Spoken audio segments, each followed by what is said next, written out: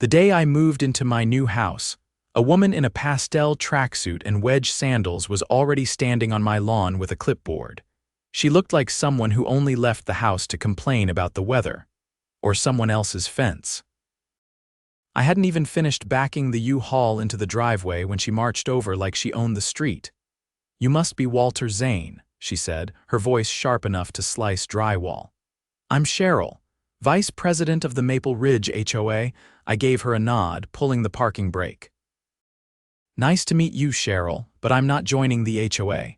Her jaw dropped like I'd cursed her poodle. "I'm sorry, what?" I bought the house directly from the original owner, never signed any HOA paperwork. I checked with my lawyer before closing. This property was annexed before the HOA was formed. "I'm not legally obligated to join." Her eyes narrowed, like she was trying to laser beam me into submission. "That's not how we do things here, Mr. Zane. Everyone on this street is part of the HOA." "Not me," I said, heading toward the back of the truck. "I like my freedom too much." Cheryl puffed up like a balloon about to pop, muttering something about setting a precedent and community standards. I ignored her. I was too busy unloading tools and trying to find my coffee maker. That night, someone knocked on my door. It was Cheryl again, this time with a thick folder and a forced grin. "We've drafted your welcome packet. It outlines monthly dues, lawn regulations, and approved paint colors. Signature goes here," she said, tapping the last page. I leaned against the door frame. "Cheryl, I told you. I'm not joining. I don't owe dues, I don't need paint approval, and I sure as hell don't want a newsletter." Her smile vanished. "If you refuse to cooperate, I'll have you evicted." I laughed. "You can't evict someone who owns their home outright." "That's not how this works." She leaned in, whispering like it was a threat. "We'll see about that." The next morning, I woke up to a violation notice duct taped to my truck. "Unauthorized vehicle on front lawn."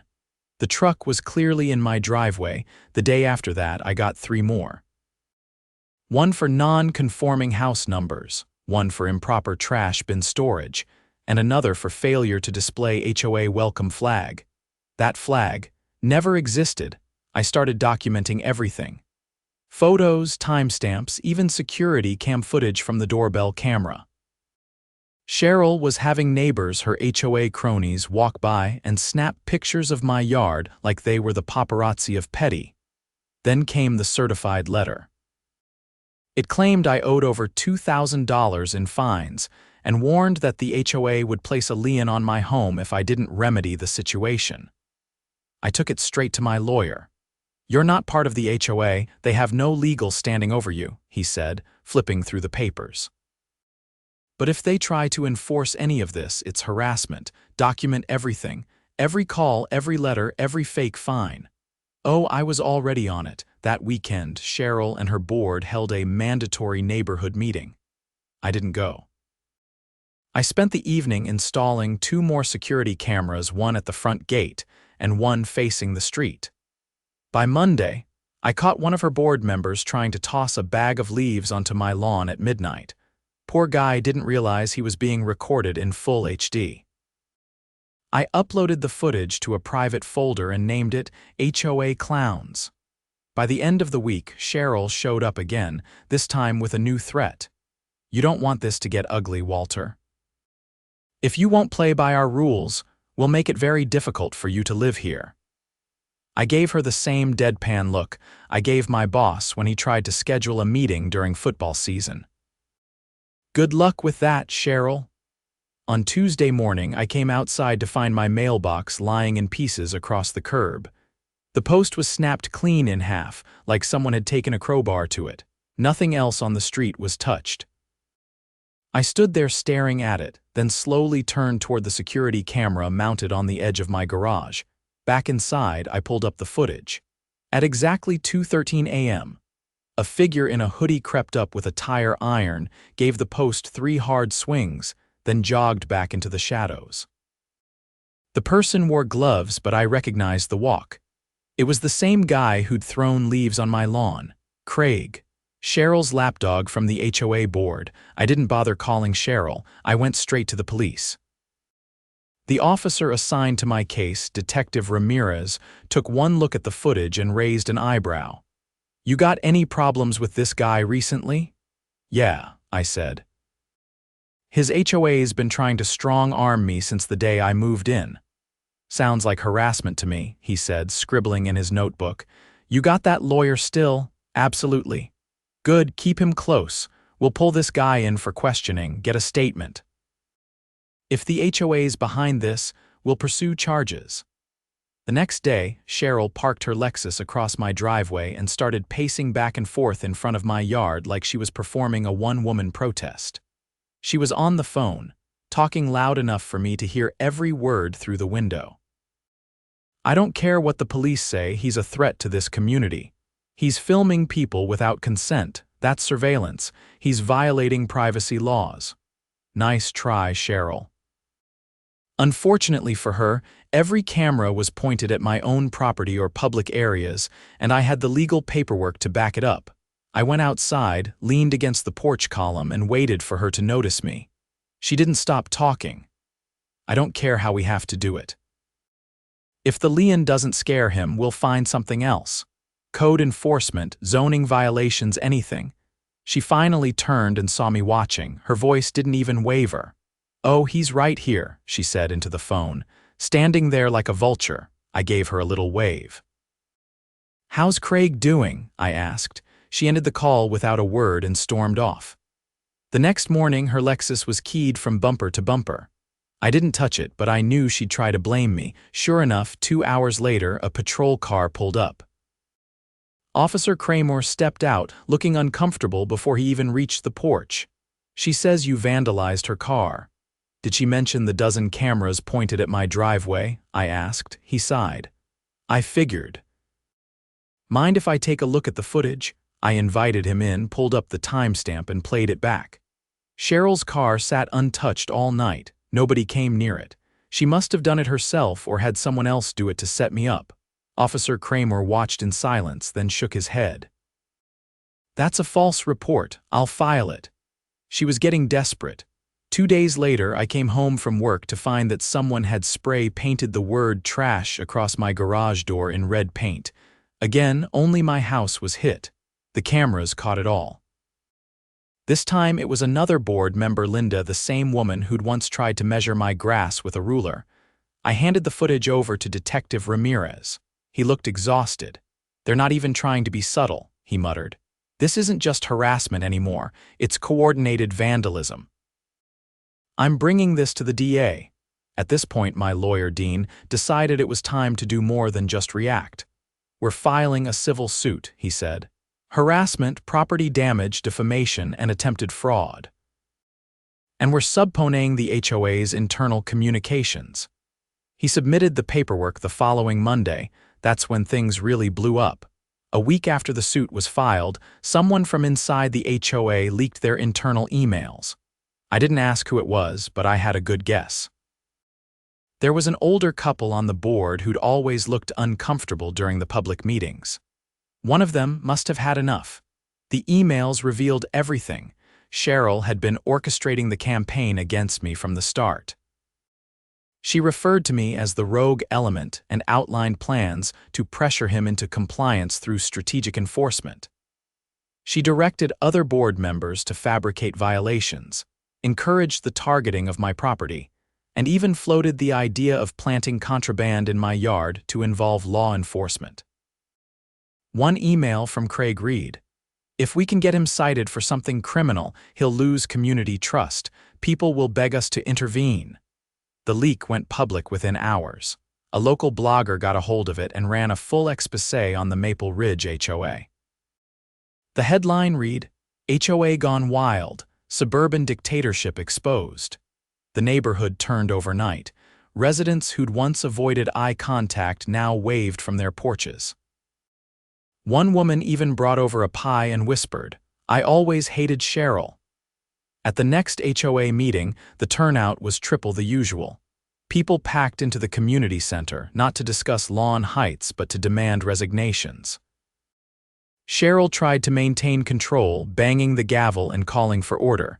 I stood near the back, arms folded, watching the storm she'd built finally collapse on her. "You've cost us thousands in legal fees," someone shouted.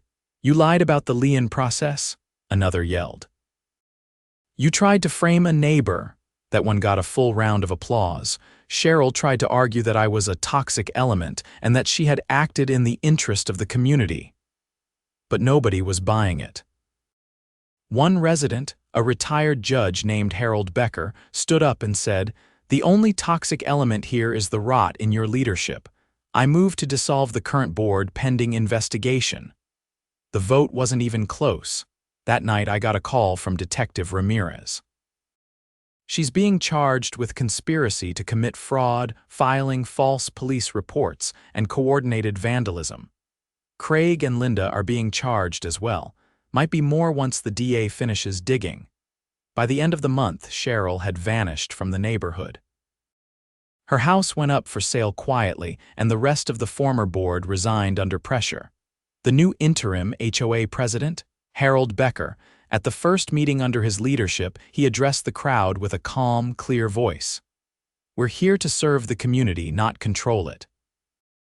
And we will never again weaponize this association against a homeowner." The room erupted in applause. I didn't join the HOA, I never planned to, but I didn't have to fight them alone.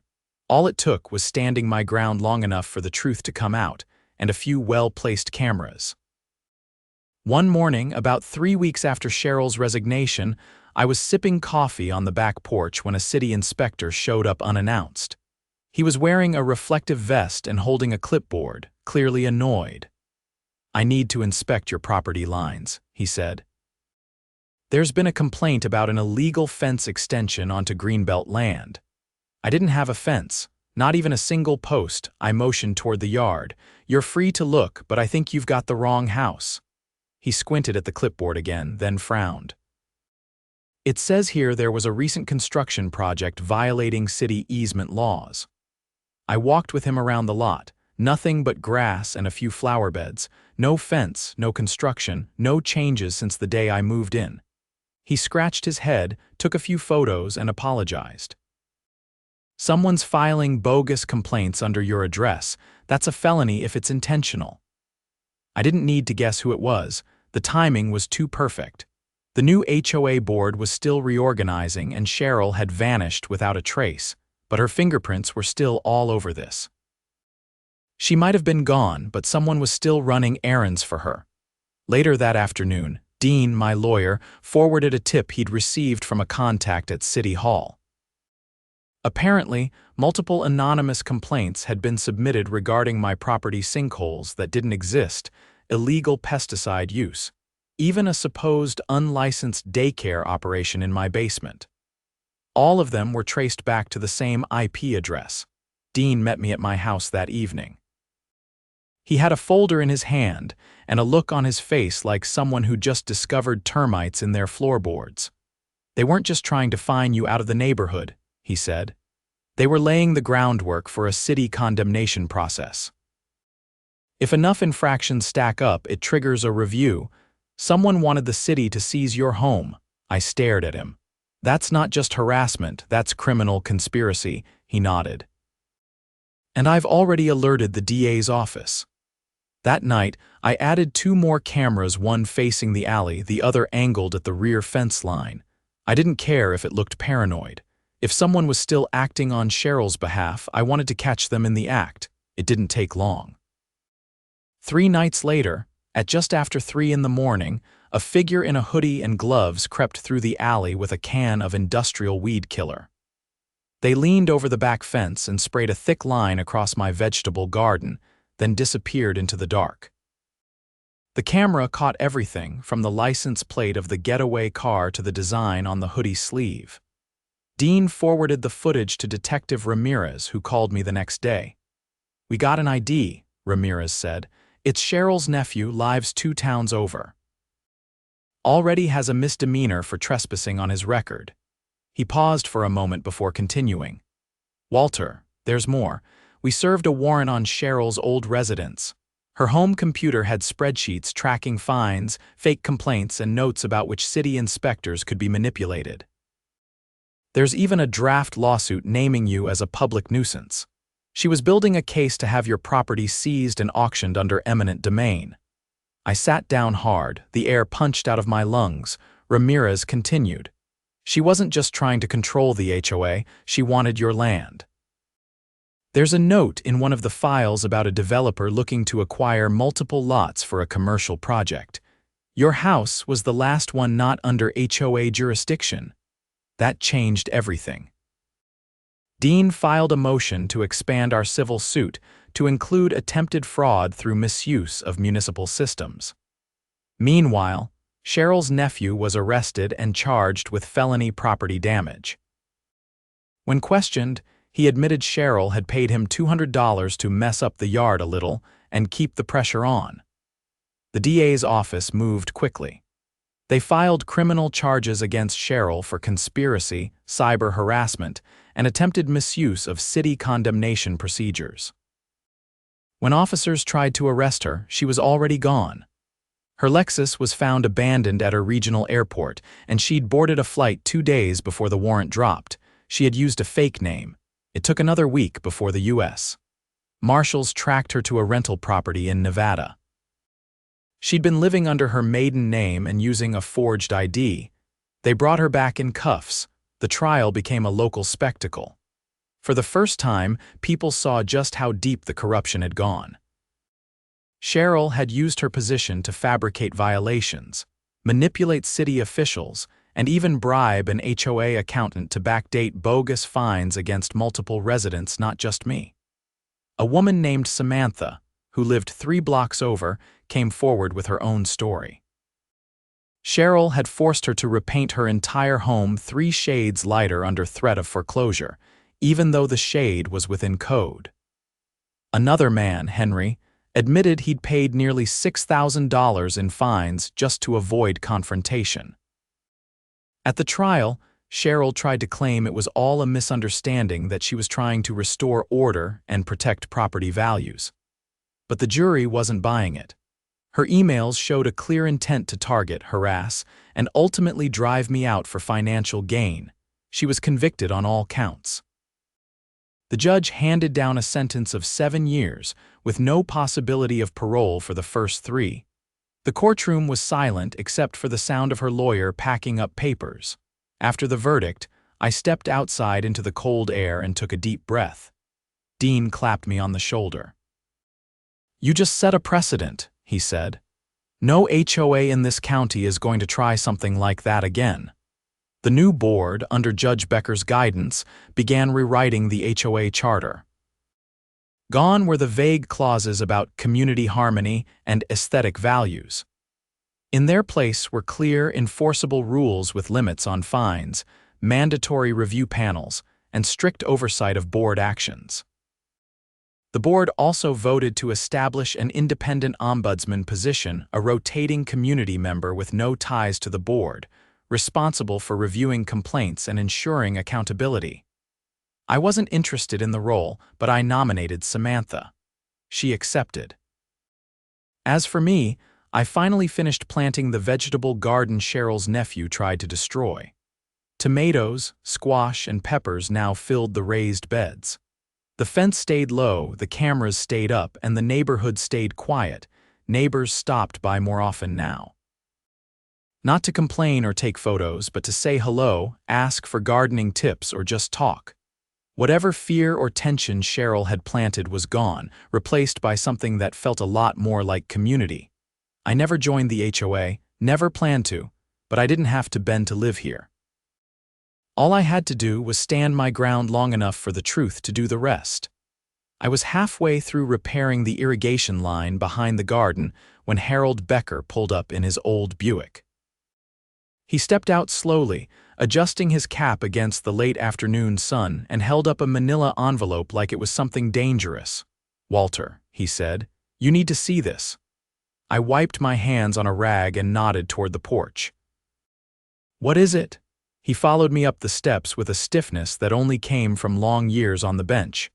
Once we sat, he handed me the envelope.